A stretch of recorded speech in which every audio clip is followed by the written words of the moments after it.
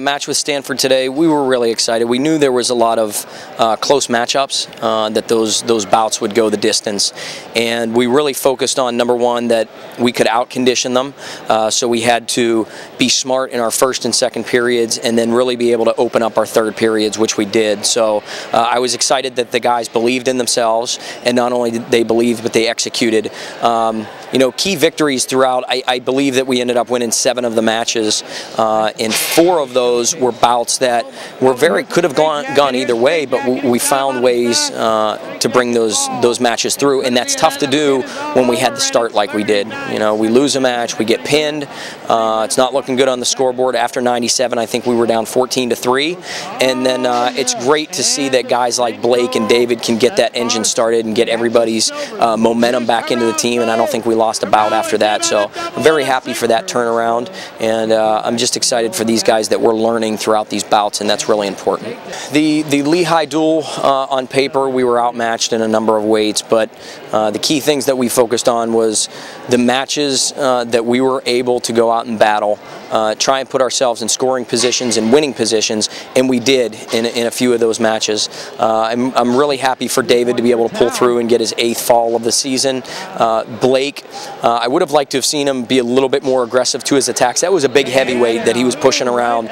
We seemed to control a lot of the action. We didn't get as many stalling calls as I believe we should have earned, but I was happy with that.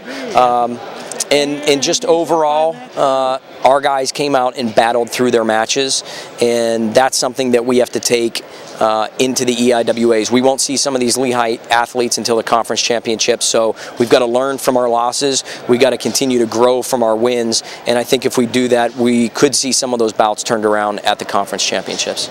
Today was really a fun day for me. I got to wrestle the kid from Stanford. I wrestled him before at Fargo Nationals last year, or 2 years ago, excuse me, and that was a lot of fun, getting to get the win over him again.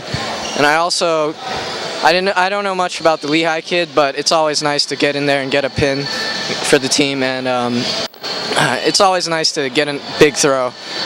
Those are my favorite techniques, so it was good to get those.